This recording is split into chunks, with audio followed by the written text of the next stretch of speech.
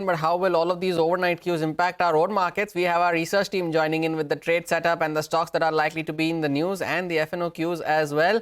Good morning to everyone. Sudarshan, first up, let's get you the trade setup for the day. The market internals seem to be a little worrying.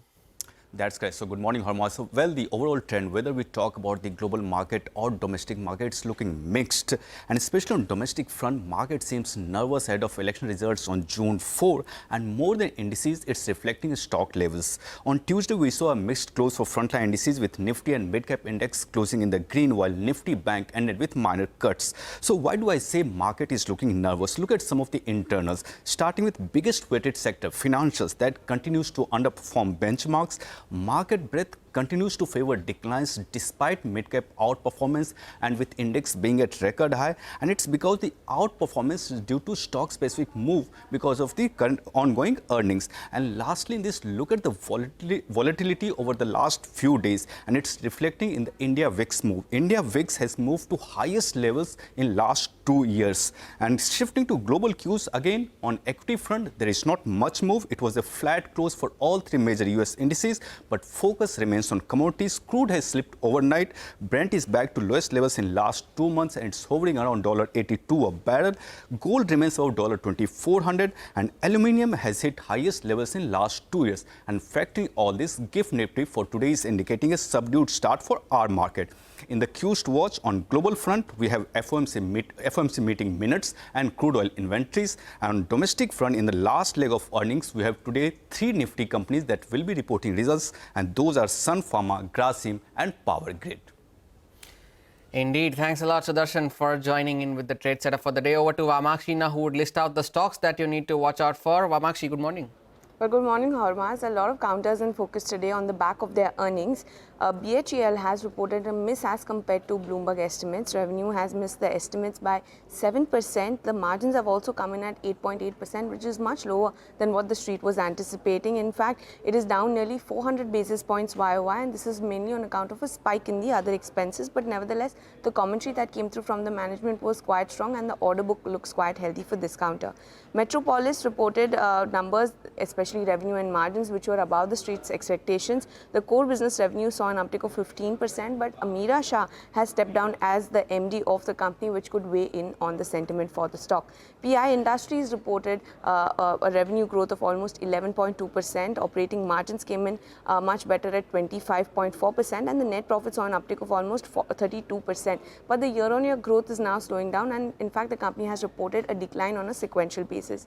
VA Techwabag has reported operationally good quarter with margins improving to 12.4%. The company has also reported a net profit of 78 crores as compared to a loss of 112 crores in the same quarter last year. They've also given revenue growth guidance of almost 15 to 20% CAGR over the next couple of years. Ircon has reported a beat as compared to estimates. Revenue is down by 1%. They've reported margin at 8.4%, but the net profit has declined by 4%. Apollo Tyres will be another counter that we will be watching out for, but not on the back of earnings, because source-based information suggests that blocks for sale of up to almost 3.5% equity is now launched. Warburg Pincus's subsidiary White Iris may sell its entire stake. GR Infra Projects has emerged as the L1 bidder for 2 projects worth almost 4,346 crores of MSRDC. PNC Infra has also been declared as a L1 bidder for 2 EPC road projects worth almost 5,000 crores from the same entity. And lastly, let's also focus in on United Spirits. This counter will be in focus because they have received a notice to pay water charges arrears of almost 345 crores from Water Resources Department, Maharashtra. It's a long list. We'll keep an eye out on all of these names. Vamakshi, thanks a lot for that. And lastly, Nigel joins in with cues from the F&O space. Nigel, good morning. The Nifty is respecting that 200-point range now. What's the setup looking like? Well, I think today the big factor, Hormuz, is going to be the Nifty Bank. That's going to swing trade in today's trading session. I'll get to that in just a bit. What did the FIs do yesterday? Well, a bit of a rarity. They added more longs than shorts. In fact, they added 20,000 long contracts. They unwound closure on 13,000 short contracts, which brings the short positioning now down to around 68%. Even if you're looking at it in absolute number, it was around 2.5 lakh contracts, which we have been telling you. Now that number has come to around 2.1 lakh contracts. Still net short, but not as aggressive as what we saw, say, 4-5 sessions or so ago. If you want to equate that number with regard to the old lot size, it'll still be close to around 1 lakh contracts odd.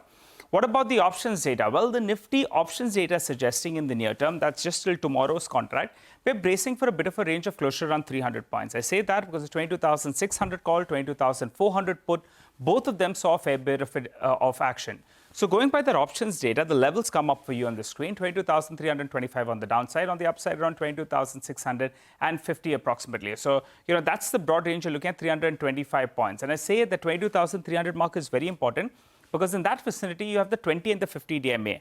So the 22,300, that's the first level that, the bulls want to defend in case we do see a bit of a dip. But as I said, the big swing factor for today will be the Nifty Bank. It plays out the weekly expiry today. Yesterday, it was a bit of an underperformer, and it wants to get past that 20 DMA. So that's going to be crucial. My guess is today, one of those two levels, either the 50 or the 20 DMA get taken out, and that's what will give direction to the Nifty as well. Back to you. Been an underperformer, the Nifty Bank. We'll keep an eye out on that. Thanks a lot, Nigel, for the FNO setup this morning. Time for